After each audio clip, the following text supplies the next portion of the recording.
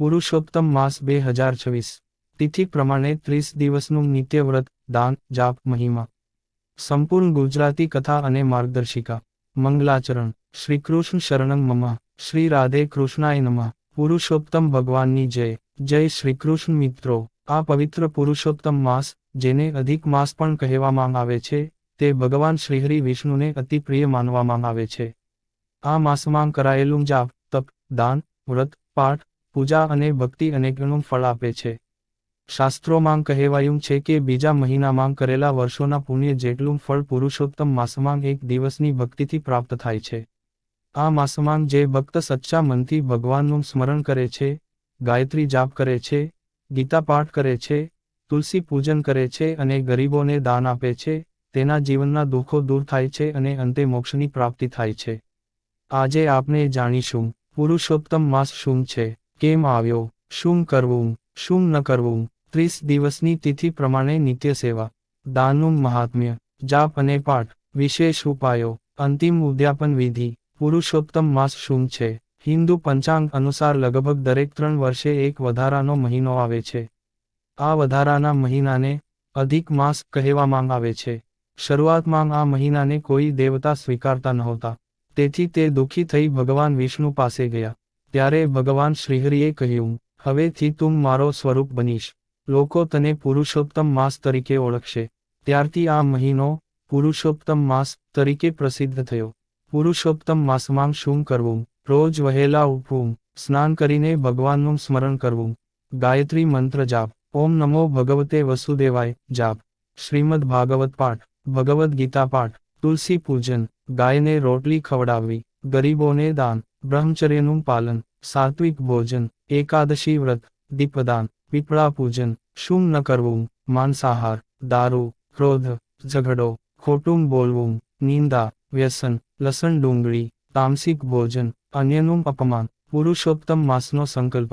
સવારે સ્નાન પછી હાથમાં જળ લઈને બોલવું, હે પુરુષોત્તમ ભગવાન, હું આ પવિત્ર માસમાં ભક્તિ, જાપ, દાન અને સાત્વિક જીવન જીવવાનો સંકલ્પ કરું છું. મારી ભૂલો ક્ષમા કરજો. 30 દિવસનું તિથિ પ્રમાણે નિત્ય વ્રત, દાન, મહિમા. દિવસ 1. પ્રતિપદા. આ દિવસે ભગવાન વિષ્ણુનું પીળા ફૂલોથી પૂજન કરવાનું. ઘીમાં દીવો કરવો, ઓમ નમો નારાયણાય 108 વાર બોલવું.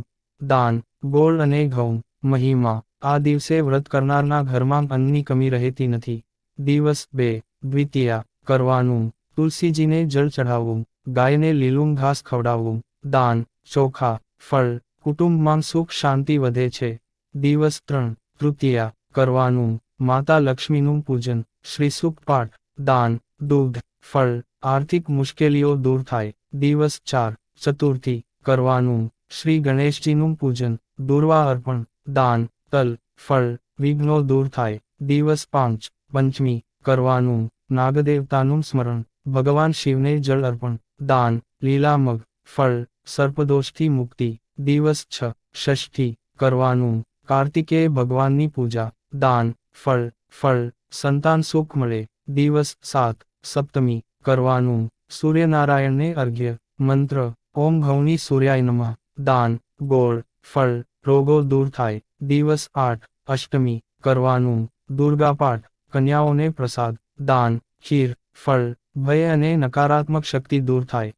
દિવસ 9. નવમી. કરવાનું. રામરક્ષા સ્તોત્ર પાઠ, દાન, કેળા, ફળ. ઘરમાં શાંતિ રહે. દિવસ 10. દશમી. કરવાનું. વિષ્ણુ સહસ્ત્રનામ પાઠ, દાન, કપડાં, ફળ. દરિદ્રતા દૂર થાય. દિવસ 11. એકાદશી. પુરુષોત્તમ માસની એકાદશીનું વિશેષ મહાત્મ્ય છે. કરવાનું. નિર્જળ અથવા ફળાહાર વ્રત, હરિનામ સંકીર્તન, મંત્ર, હરે કૃષ્ણ, દાન, અનાજ, ફળ. અસંખ્ય પાપોનો નાશ. દિવસ 12. દ્વાદશી. કરવાનું. બ્રાહ્મણ ભોજન, તુલસી સેવન, દાન, દહીં, ફળ. વિષ્ણુલોક પ્રાપ્ત થાય. દિવસ 13. ત્રયોદશી. કરવાનું. પ્રદોષ કાળે શિવ પૂજન, દાન, ઘી, ફળ. અકાળ મૃત્યુનો ભય દૂર. દિવસ 14. ચતુર્દશી. કરવાનું. હનુમાન ચાલીસા પાઠ, દાન, તેલ, ફળ. ભૂત પ્રેતબાધા દૂર. દિવસ 15. પૂર્ણિમા અમાસ. કરવાનું. સત્યનારાયણ કથા, દીપદાન, દાન, ચાંદી અથવા અન્ન, ફળ. પૂર્વજ પ્રસન્ન થાય. દિવસ 16મી 30 સુધી. આગળના દિવસોમાં પણ ઉપર મુજબ રોજ અલગ સેવા કરવી. ગાયત્રી જાપ, વિષ્ણુ સહસ્ત્રનામ, ગીતા પાઠ, ભાગવત સાંભળવું, તુલસી પરિક્રમા, ગરીબોને ભોજન, પીપળા વૃક્ષે દીવો. દરેક દિવસે ભગવાનનું નામ લેવાથી અનેક જન્મોના પાપ નષ્ટ થાય છે. વિશેષ જાપ 1. ઓમ નમો ભગવતે વસુદેવાય 108 વાર. 2. હરે કૃષ્ણ મહામંત્ર, હરે કૃષ્ણ કૃષ્ણ કૃષ્ણ હરે હરે, હરે રામ રામ રામ હરે હરે. 3. વિષ્ણુ ગાયત્રી, ઓમ નારાયણાય વિદ્યમહે વાસુદેવાય ધીમહિ તન્નો વિષ્ણુ પ્રચોદયાત. પુરુષોત્તમ માસમાં કરવાના મુખ્ય દાન. દાન, ફળ, અન્નદાન, અખૂટ પુણ્ય, જળદાન, પિતૃ પ્રસન્નતા, ગૌદાન, મોક્ષ, દીપદાન, અંધકારનો નાશ, તુલસીદાન, વિષ્ણુ કૃપા, વસ્ત્રદાન, દરિદ્રતા દૂર. સ્ત્રીઓ માટે વિશેષ નિયમ, સાત્વિક જીવન, રોજ દીવો, તુલસી પૂજન, સુહાગ સામગ્રી દાન, ભગવાનને મીઠાઈનો ભોગ, ફળરૂપે અખંડ સૌભાગ્ય મળે છે. પુરુષોત્તમ માસની લોકપ્રિય કથા. એક ગરીબ બ્રાહ્મણ હતો, તે ખૂબ દુઃખી હતો, કોઈ કામ સફળ થતું નહોતું. એક દિવસ સંતે તેને પુરુષોત્તમ માસનું વ્રત કરવા કહ્યું. બ્રાહ્મણે રોજ સ્નાન કર્યું, જાપ કર્યો, ગરીબોને ભોજન કરાવ્યું અને વિષ્ણુજીનું સ્મરણ કર્યું.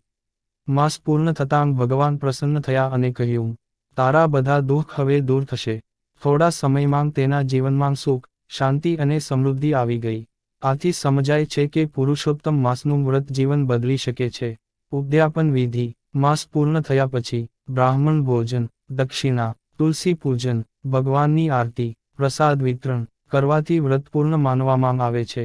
પુરુષોત્તમ માસનું મહાત્મ્ય. શાસ્ત્રોમાં કહેવામાં આવ્યું છે, એક જાપ બરાબર હજારો જાપનું ફળ, એક દાન બરાબર અનેક ગણું પુણ્ય, એક ઉપવાસ બરાબર પાપનાશક, એક દીવો બરાબર અજ્ઞાનનો નાશ. આ માસમાં કરેલી ભક્તિ ક્યારેય વ્યર્થ જતી નથી. અંતિમ પ્રાર્થના. હે પુરુષોત્તમ ભગવાન, અમારા જીવનના દુઃખો દૂર કરો, ઘરમાં સુખ શાંતિ આપો, ભક્તિ આપો, સદ્બુદ્ધિ આપો, અને અંતે તમારા ચરણોમાં સ્થાન આપો. શ્રીકૃષ્ણ શરણં મમ. પુરુષોત્તમ ભગવાનની જય.